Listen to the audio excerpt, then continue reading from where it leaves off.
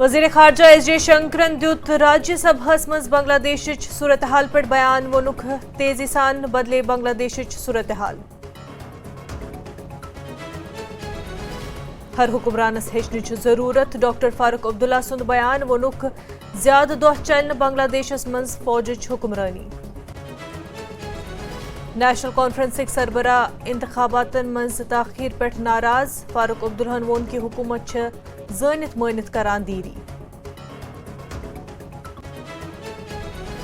मेंढर के इलाकन मज़ मूसलाधार बारिश सरहद नाल भरन सथ road block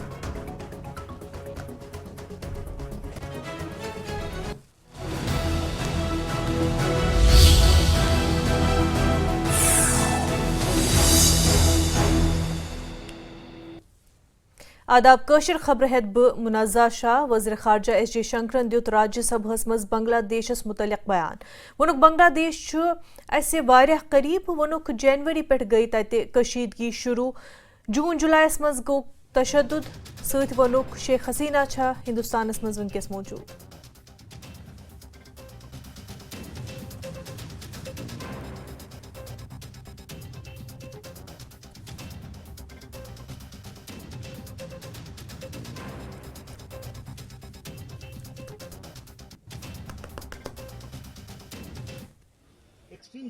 As honourable members are aware, India-Bangladesh relations have been exceptionally close for many decades over many governments.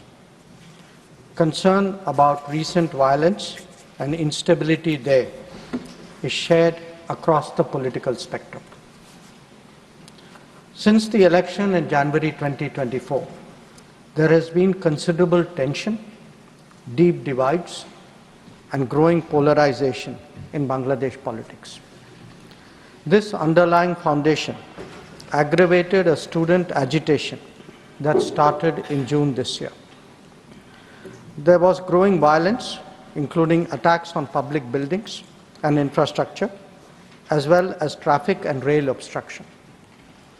The violence continued through the month of July.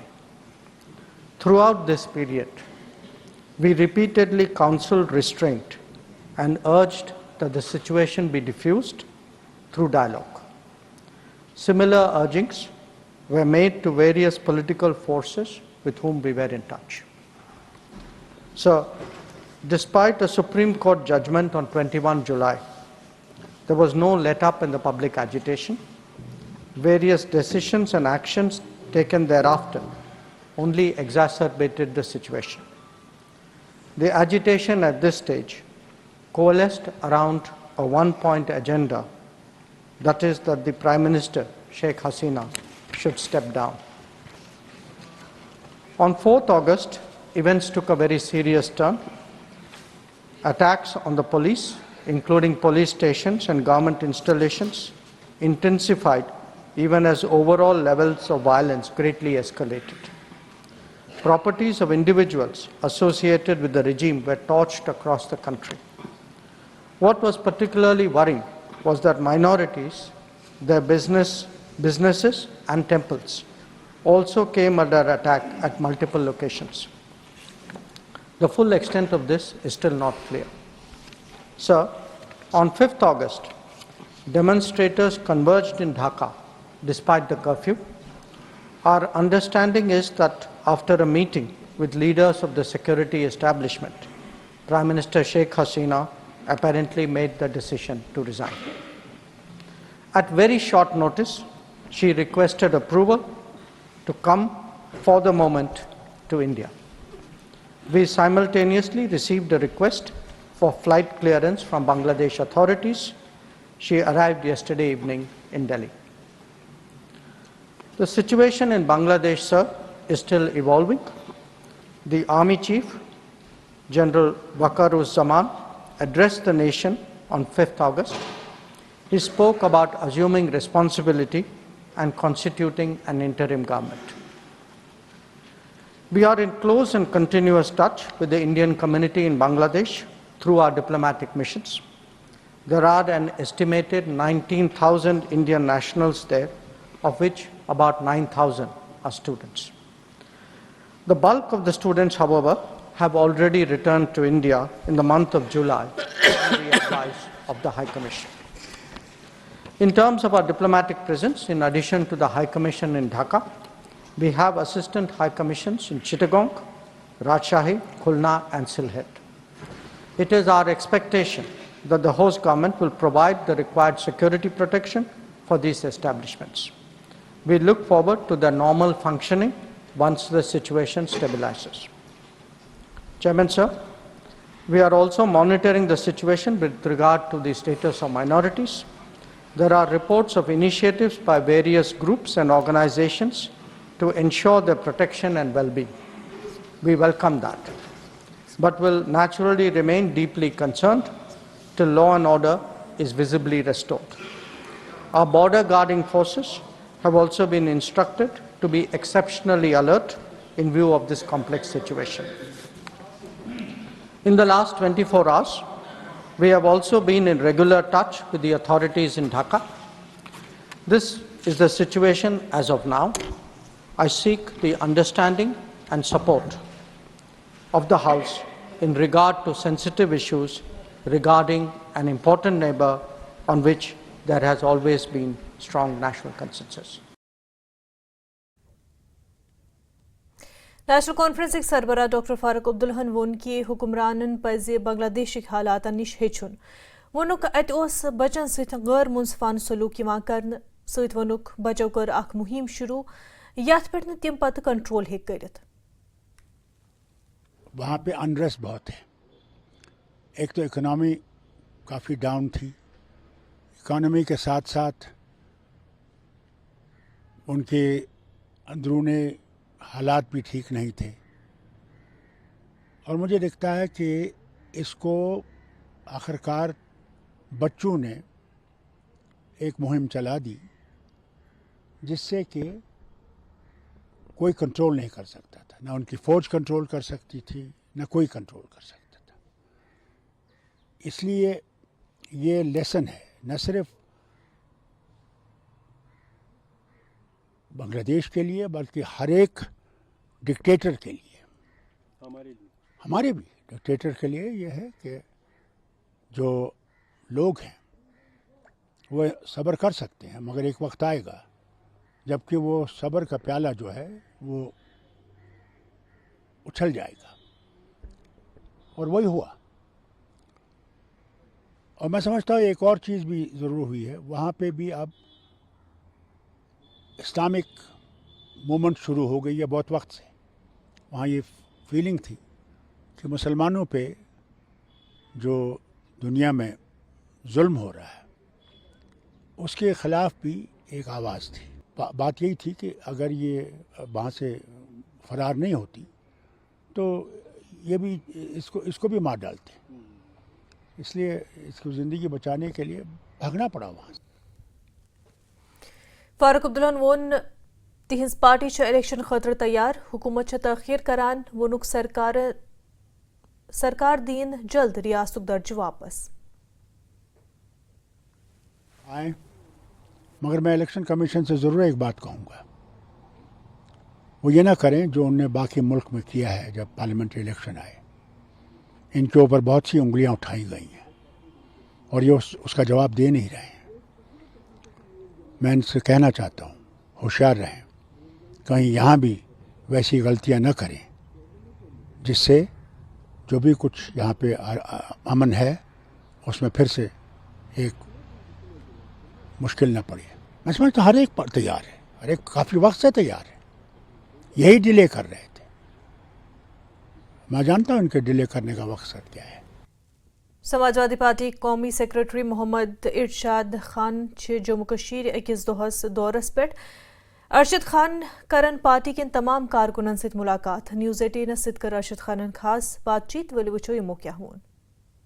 Samajwadi party के national secretary Mohammad Arshad Khan 2 दिन के दौरे पे जम्मू कश्मीर के लिए हैं। इनसे बात करेंगे, इनके दौरे के बारे में जानना चाहेंगे, खान साहब दौरे के बारे में जानना चाहेंगे। ये 2 दिवसीय दौरा जो आपका जम्मू कश्मीर के लिए है ये किस वजह से? समाजवादी पार्टी अब यहाँ काम करेगी जम्मू कश्मीर में और पब्लिक ये चाहती, मैं भारत किसान यूनियन का राष्ट्रीय अध्यक्ष हूँ, ये मोहम्मद आरिफ स्टेट प्रेसिडेंट हैं जम्मू कश्मीर के।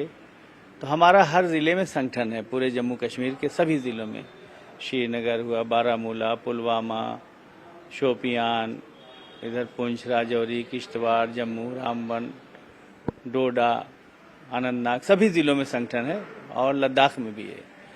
तो हम बराबर आते रहे, भारत किसान यूनियन के काम से प्रोग्राम चलाते रहे। तो पब्लिक की चाहत थी कि समाजवादी पार्टी भी यहाँ लॉन्च हो, वो लोग पसंद कर रहे हैं अखिलेश यादव जी को, मुलायम सिंह यादव जी को। तो हमने राष्ट्रीय अध्यक्ष जी से बात किया और अब फैसला हो गया कि समाजवादी पार्टी जम्मू कश्मीर में, लद्दाख में भी काम करेगी। तो कल हम लोग कुछ, आज भी बैठक बुलाया है, कल भी अलग अलग मिलेंगे और कुछ जिम्मेदारियां भी देंगे और समाजवादी पार्टी कम से कम 10 सीटें तैयार करके और चुनाव मैदान में आएगी। हमने जहां तक ये तय पाया है यहाँ पे कि असेंबली इलेक्शन आने वाले हैं, आपने जिक्र किया कांग्रेस के साथ लड़ेंगे, सभी सीटों पे कांग्रेस के साथ में एक इलाहाक रहेगा कांग्रेस के साथ जो असेंबली इलेक्शन यहाँ पे आने वाले हैं जम्मू कश्मीर में, या पहले स्टेट का दर्जा मांगना चाहते हैं? देखिए, जम्मू कश्मीर को तो स्टेट का दर्जा मिलना ही चाहिए। अब ये तो केंद्र सरकार में है, चुनाव पहले दें या बाद में, आज नहीं तो कल देना पड़ेगा, ताकि स्टेट के लोगों को राइट रहे अपने हुकूक के बारे में फैसला करने का, कानून बनाने का, एजुकेशन बढ़ाने का, हेल्थ का काम करने का। इन्हें डिसीजन पावर होना चाहिए। अब अगर यहाँ हुकूमत बने और डिसीजन पावर सारा दिल्ली वालों के पास हो तो यहाँ के लोगों को पसंद नहीं है। जम्मू कश्मीर की जनता चाहती है कि यहाँ स्टेट का दर्जा मिले और एजुकेशन और जो हेल्थ के बहुत कमी है यहाँ पर वो पूरा हो, रोजगार बढ़े। समाजवादी पार्टी के हैं, हमसे बात कर रहे थे इलेक्शन के हवाले से और 2 रोजा दौरा जो इनका तय पाया है जम्मू कश्मीर के लिए, उस हवाले से। कैमरामैन बंटी के साथ में राजेंद्र, न्यूज़ 18 जब।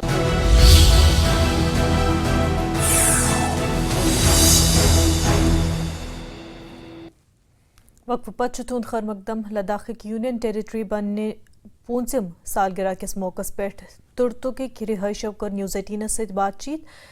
BDC गुलाम हैदर, साबिक सरपंच तुर्तु की इनायत अली तो नौजवान कारकुन मेहदी शाह अत मौके पर मौजूद। लुकन हुंद वन कि 3 मनसूखी तो लद्दाख यूटी मज तब्दील करने पत बड़िस पैमानस पर तब्दीली आमज। 5 साल शुरू में तो हम लोग शायद थोड़ा बहुत महसूस हुआ था कि ये गलत हो गया, लेकिन आहिस्ता आहिस्ता इस यूटी में लद्दाख को बहुत तरक्की मिला। हर गांव में तरक्की हुआ, बहुत अच्छा डेवलपमेंट हुआ। आज लद्दाख के पूरा 100% लोग इस यूटी से खुश है, क्योंकि यूटी से हमें यहाँ पे इस बॉर्डर एरिया पे लद्दाख को बहुत तरक्की हुआ, इसलिए बहुत खुश है आज। तो क्या क्या डेवलपमेंट आपने देखा है? डेवलपमेंट हर साइड से हुआ, बिल्डिंग से हुआ, खेती बाड़ी से हुआ, हर नौकरी से हुआ, सब कुछ मतलब यूटी के बात हमें देखने को मिला, तो इसलिए सब खुश है। और अगर आगे भी अगर यूटी मतलब ऐसे ही जारी रहा तो क्या क्या हो सकता है सर? अभी बहुत अच्छा हो सकता है, तरक्की और आगे बढ़ सकता है, नौकरी और मिल सकता है, बेरोजगार खत्म हो सकता है। इसलिए हम चाहते हैं कि यूटी और आगे बढ़े। जो अभी हमारा यूटी जो है रिजर्वेशन कमीशन चेयरमैन साहब यहाँ पर आए ALC को देखने के लिए, क्योंकि यहाँ ALC जो है अभी बंद है बहुत पहले से। तो अभी हम भी चाहते हैं कि ALC हमारे गाँव को भी मिले, क्योंकि हमारे गाँव भी हकदार है ALC का। ऐसा नहीं है कि हम बगैर हमारा कोई हक है हम मांग रहा, हमारे भी हक है। यहाँ से आप रिपोर्टिंग कर रहे हैं, मैं आपको वो जगह भी दिखा सकता हूँ जिसको शगला कहा जाता था पहले, और यहाँ पर जो है पोस्ट था, इसके आगे चुलुंखा नाला है। तो यहाँ से हमारा बिल्कुल पाकिस्तान बिल्कुल नजदीक है। तो लोग क्या सोचते हैं कि यहाँ से नीचे से रोड जाता है, थंग तक जाके आने के लिए सोचता है कि बोदंग आपसे थोड़ा सा डिस्टेंस में है, दूर फिर भी नहीं है। वो फिर भी सोचते हैं कि दूर है, लेकिन दूर नहीं है। हमारा इधर से घूम करके रिवाड़ी नाला है, वारिस कहते हैं उसको। तो वहाँ से जो है हमारे गाँव ऐसे है, चुलुंका वहाँ से ऐसे आया हुआ है, रिवाड़ी वहाँ से ऐसे आया हुआ है, बीच में हम लोग के। तो हमारा बॉर्डर इस साइड में है, इस साइड में है, वो थोड़ा डिस्टेंस में है। यहाँ से हमारे को तो चारों तरफ से बॉर्डर है। तो हम भी अपने हक मांग रहे थे। बच्चों को जो है प्रॉब्लम होता है, उसकी वजह से ALC होने से हमारे को कुछ बेनिफिट होंगे, फायदा होगा, क्योंकि हम उस लेवल की पढ़ाई नहीं करते हैं जो ले लेवल हो, जम्मू लेवल हो।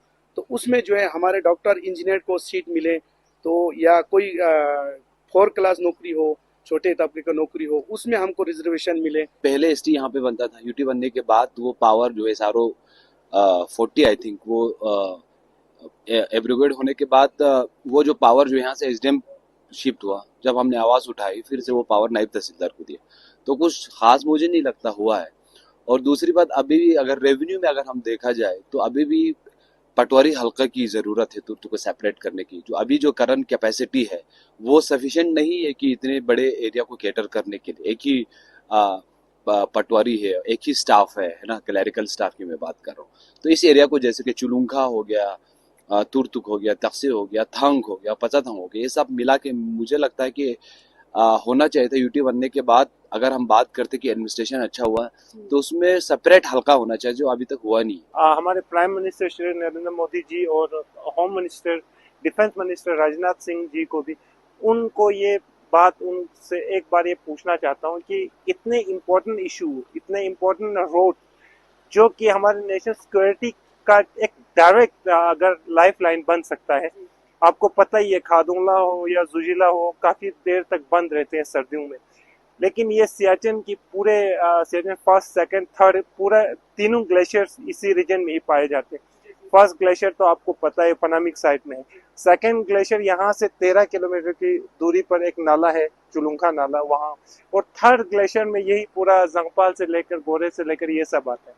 तो इतनी इम्पोर्टेंट जगह पे, जबकि हमारे दुश्मन मुल्क साथ में कॉरिडोर्स बना रहे हैं और हम इस इम्पोर्टेंट रोड को भी समहाउ एक पॉलिटिकल पर्सपेक्टिव देख के अगर नेशनल इंटीग्रिटी को या नेशनल सिक्योरिटी को कंप्रोमाइज करते हैं तो ये बहुत ही दुखद बात है। मुझे यहाँ तक मेरा सवाल है, मुझे उम्मीद है कि गवर्नमेंट ऑफ इंडिया इस पे जरूर विचार कर रहे होंगे और जल्द से जल्द ये कामयाब भी होंगे।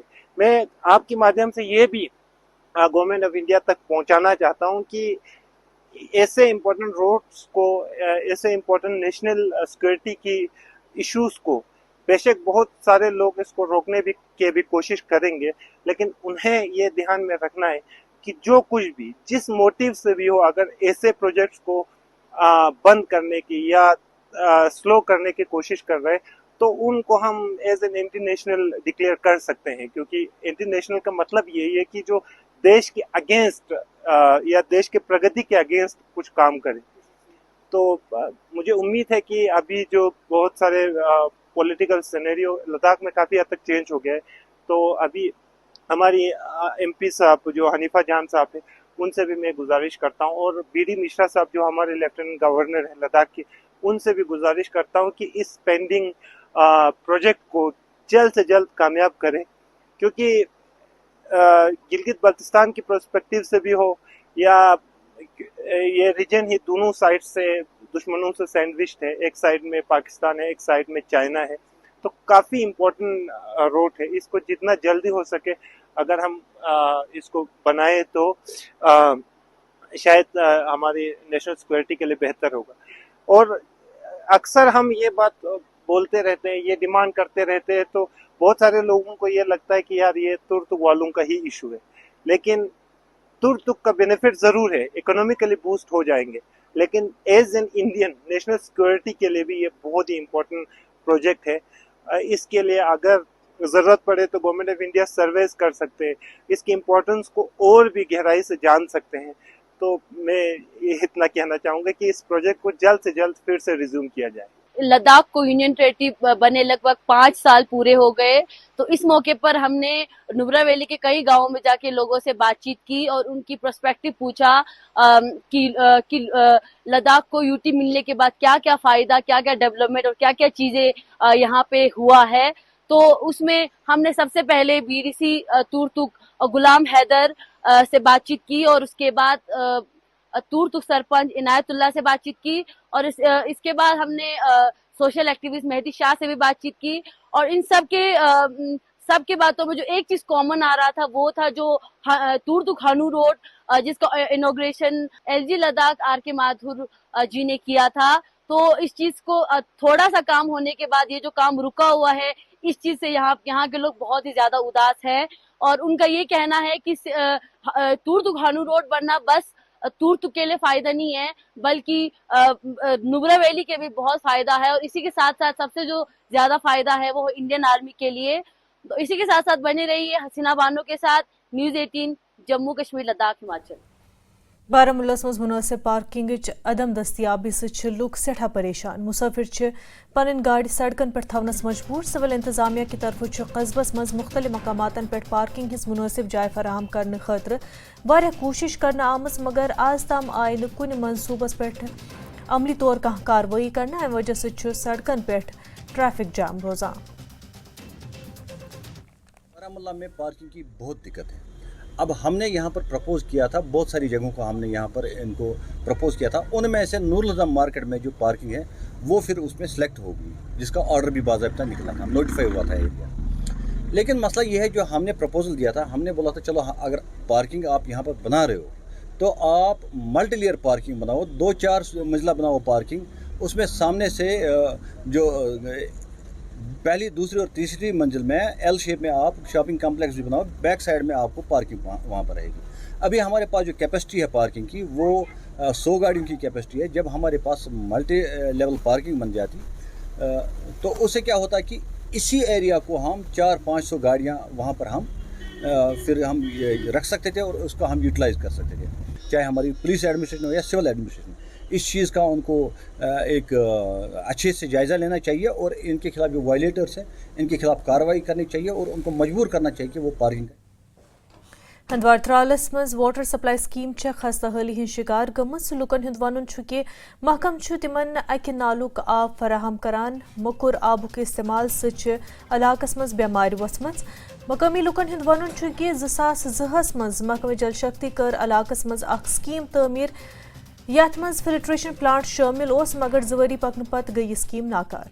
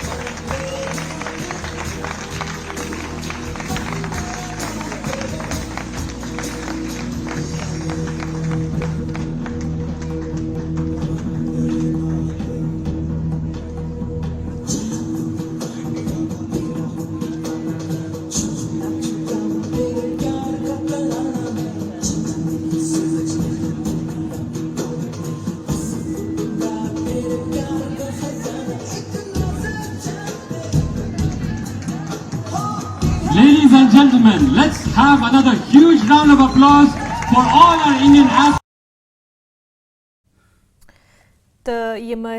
रिलायंस फाउंडेशन नीता अंबानी जन ओलंपिक्स मज जेन वाल खिलाड़ियन अत सम्मानित करान। ब्रोह पको खनमो श्रीनगरस मज रात रात त्रट पेन सत वोत अंदरूनी राबत सड़कन शदीद नुकसान तो आब गो अस्पतालस मज दाखिल। DDC मेंबरन हुंद हालातन हुंद जायज़ा ताकि लुकन हिंज जानो मालिच हिफाजत ही करना।